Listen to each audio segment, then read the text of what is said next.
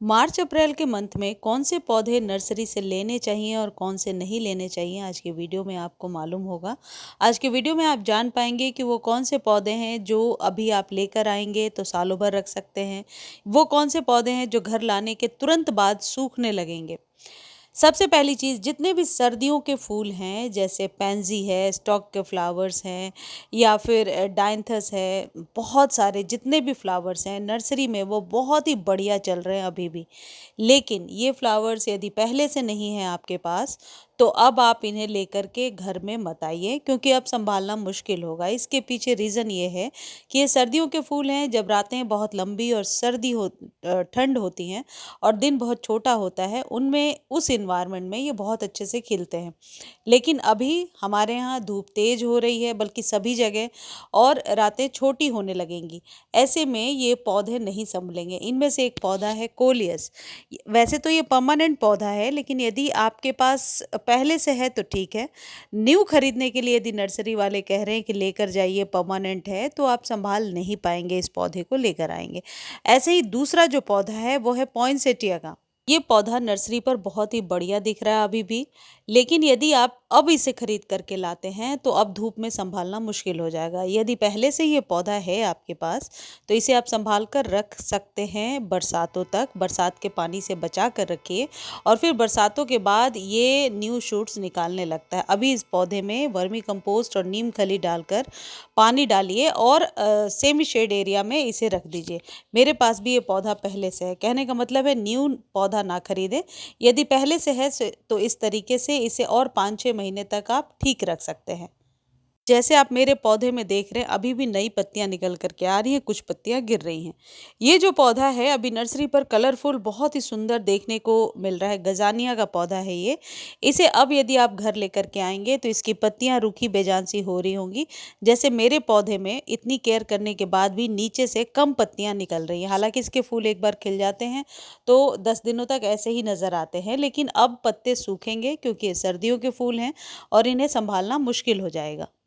गेंदे की बहुत सारी वैरायटी अभी नर्सरी पर मिल रही है जिसे आप खरीद सकते हैं।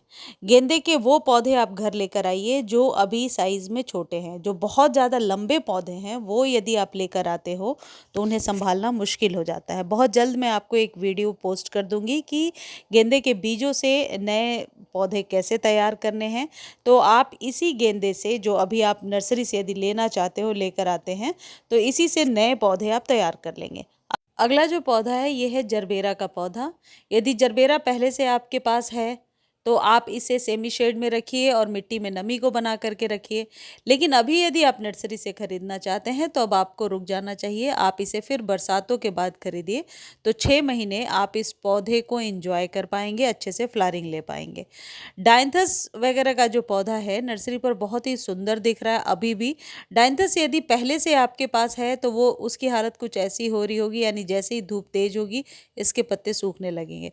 तो डायंथस नहीं लाना ही एक बेहतर ऑप्शन होगा। अगला जो पौधा है ये है रैनकुलस। देखने में गुलाब के फूलों जैसा लगता है और यदि आप खरीदने जाएंगे तो माली बोलेंगे कि 3-4 महीने अभी फ्लावरिंग करेगा, लेकिन ऐसा नहीं है। इसके फूल अब सूख रहे हैं और दोबारा से इन पौधों में फ्लावरिंग नहीं होती है। ऐसे ही हालत है पिटूनिया की। पिटूनिया का पौधा यदि आपके पास पहले से है तो अभी तो बहुत अच्छे फूल खिल रहे होंगे, लेकिन न्यू लेकर आना चाहते हैं तो फिर थोड़ा सा सोचना पड़ेगा। इसकी कटिंग भी अब ग्रो नहीं होगी। कटिंग यदि अब आप लगाते हैं तो बहुत ज़्यादा नखरे दिखाती है, कटिंग सूखती ही जाती है। तो अब जो पौधा आपके पास है उसको एंजॉय कीजिए। पिटूनिया, नए पिटूनिया को लाने से अब उसे संभालना मुश्किल हो जाएगा। जैसे ही आप उसे खोलेंगे रूट बॉल से, वो पौधा सूखने लगेगा। अगला जो पौधा है वो है स्टॉक के फ्लावर्स। स्टॉक के फ्लावर्स बहुत सारे कलरफुल अभी भी नर्सरी पर मिल रहे हैं और देखने में बहुत खूबसूरत लग रहे हैं, लेकिन इन पौधों को अभी घर लाने नहीं लाना ही बेहतर डिसीजन है, क्योंकि यदि आप घर लाते हैं तो इसके फूल अनायास ही छोटे होने लगेंगे और फिर धीरे धीरे सूखने लगेंगे। इसी तरीके से अलाइजम है। अलाइजम या कैलेंडुला, ये सब फूल जो है ये सर्दियों के फूल हैं। नर्सरी पर तो बहुत अच्छे दिख रहे हैं, लेकिन लेकिन यदि आप इन्हें लेकर घर आते हैं तो इन्हें संभालना मुश्किल होगा। यदि पहले से पौधा है ये आपके पास, तो अभी महीने 1.5 महीने तक और फूल लेने के लिए आप इसे सेमी शेड में शिफ्ट कर दीजिए। जैसा कि सर्दियों में हमने इन्हें धूप में रखा था, और थोड़ी सी नीम खली इन पौधों को दे दीजिए तो थोड़े दिन सर्वाइव कर जाएंगे। ऐसे ही ये गुलदाउदी का पौधा है। गुलदाउदी पहले से आपके पास है तो आप मिट्टी में नमी को बना करके रखिए, ये पौधा सर्वाइव कर लेगा। लेकिन नर्सरी से यदि आप गुलदाउदी का पौधा लेना चाहते हैं तो अब आपको बरसातों तक वेट करना चाहिए, क्योंकि बरसात में ही इसके नए सीडलिंग्स आपको मिलेंगे और आप फिर 6 महीने इस पौधे को एंजॉय कर पाओगे। अब मैं आपको बताती हूँ कि वो कौन कौन से पौधे हैं जो अभी आपको ज़रूर लेना चाहिए, और उनमें सबसे पहला पौधा है गुलाब का पौधा। गुलाब देसी हो या इंग्लिश रोज़ हो, ज़रूर खरीदिए। बटन रोज़ बहुत सारे 60 से लेकर के 100 रुपये के बीच में नर्सरी पर मिल रहे हैं। बेहतर है यदि आप न्यू गार्डनर हैं तो माली से बोल करके ही वहीं पर पॉट में इसे लगवा लीजिए, क्योंकि गुलाब के साथ एक प्रॉब्लम आती है कि घर लाने के बाद ये पौधा सूखने लगता है। आप जेरेनियम भी अभी खरीद सकते हैं, इम्पेशंस का पौधा खरीद सकते हैं, जिसके फूल देखने में बहुत खूबसूरत होते हैं, उसकी हाइट भी बहुत ज़्यादा चली जाती है। ये सभी पौधे अभी 100 रुपीज़ के मिलेंगे। कैलन कोई खरीद लीजिए, हाइब्रिड वाली, बरसात के पानी से बचा कर रखना है। और अभी कैलेंचो या देसी हो या हाइब्रिड, दोनों में फ्लावरिंग अच्छी हो रही है, और ये वैसे भी परमानेंट पौधा है, सकुलेंट है। सिर्फ ओवर वाटर से बचा कर रखना है, बहुत ज़्यादा धूप से बचा कर रखना है। बोगनविला की किसी भी कलर को, हाइब्रिड हो या देसी, किसी भी कलर को खरीद सकते हैं। बोगनविला परमानेंट पौधा है, और परमानेंट पौधों की खरीदारी ही अभी आपको करनी है मार्च और अप्रैल में। ये जो पौधे परमानेंट वाले हैं इन्हें 12 इंच के गमले में शिफ्ट कर दीजिए तो ज़्यादा बेहतर होगा। आप सदाबहार ले सकते हैं, अभी सदाबहार की हाइब्रिड वाली वैरायटी ले सकते हैं, बीजों से भी हालांकि ग्रो किया जा सकता है। तुलसी जी का पौधा यदि आपके घर में नहीं है तो ज़रूर लीजिए। ये जो फ्लावर्स दिख रहे हैं डाइंथस वगैरह, ये सर्दियों के फूल हैं। यदि ऐसे ही फूल लगाने का शौक है तो पोर्टुला का, जिसे मॉस रोज या नौबजिया के नाम से भी जानते हैं, वो लेकर के आइए। पोर्टुलाका के सीडलिंग्स अभी मिल रही है, फ्लावरिंग नहीं हो रही। यदि इस तरीके से मॉस रोज या पोर्टुलाका की सीडलिंग मिल रही है या कटिंग, तो लगा लीजिए। मेरे यहाँ तो फ्लावरिंग शुरू हो गई है, इस सीज़न की ये पहली फ्लावरिंग है, तो ये अभी आप लगा सकते हैं। सकुलेंट्स की जो भी वैरायटी है उसको लेने का टाइम अब जा चुका है, क्योंकि अभी आप सकुलेंट्स को लेकर आएंगे तो बचाना मुश्किल हो जाएगा। उस जगह पे आप सिर्फ क्रेसुला और जेड का पौधा ले सकते हैं। अरेलिया देखने में बहुत खूबसूरत लगता है, उसे ले सकते हैं। ये कैला लिली है, इसी सीज़न में ये बिकता है, इसे अभी आप ले सकते हैं। लेकिन एक बेहतर सजेशन मैं आपको ये दे रही हूँ कि जिन लोगों को ज़्यादा इन्वेस्ट नहीं करना, इकोनॉमिकल गार्डनिंग करनी है, तो पौधा छोटा खरीदिए। बहुत बड़ा पौधा एक तो संभलता नहीं है, और बड़ा पौधा हमेशा कॉस्टली मिलता है। एरिका पाम खरीदने का बिल्कुल सही टाइम चल रहा है। फर्न का पौधा खरीदिए, एग्लोनिमास की किसी भी वैरायटी को खरीदिए, लेकिन एग्लोनिमास महंगे आते हैं, यानी कि एग्लोनिमा मुझे लगता है 250 से 300 के रुपीज़ के बीच में मिलेगा। ये पान का पौधा है, पान लगाने का ये बहुत ही सही टाइम है, अभी लगाइए, सेमी शेड एरिया में रखिए। सारे पौधे अभी नर्सरी पर छोटे छोटे ही मिल रहे हैं। ये सर्दियों के फूल हैं जो पहले मैं आपको दिखा चुकी हूँ, ये अब नहीं लेना चाहिए आपको। रबर प्लांट एक परमानेंट पौधा है, एयर प्यूरिफाइंग प्लांट की तरह इसे ग्रो किया जाता है, और अभी इसे आप खरीद सकते हैं।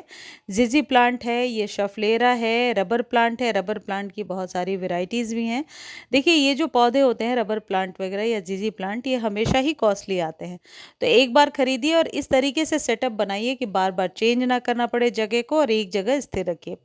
गुड़हल जो है हिबिस्कस, उसकी बहुत सारी वेराइटीज़ मिल रही है अभी।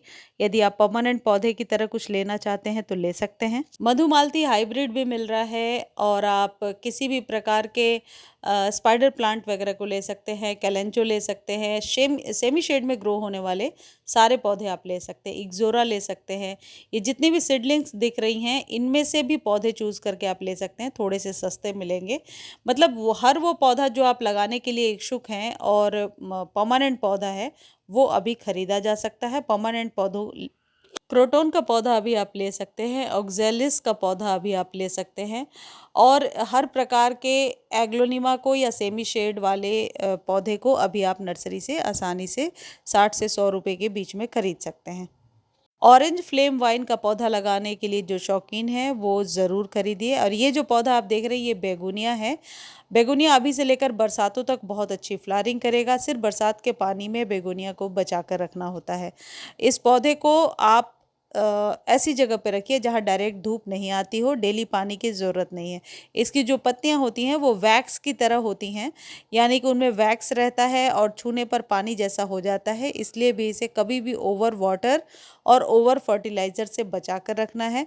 एक जगह रख दीजिए इस पौधे को सेमी शेड में, और आसानी से ये ग्रो होता रहता है। देखिए कुछ इस तरीके से, जैसा मैं आपको टच करके दिखा रही हूँ।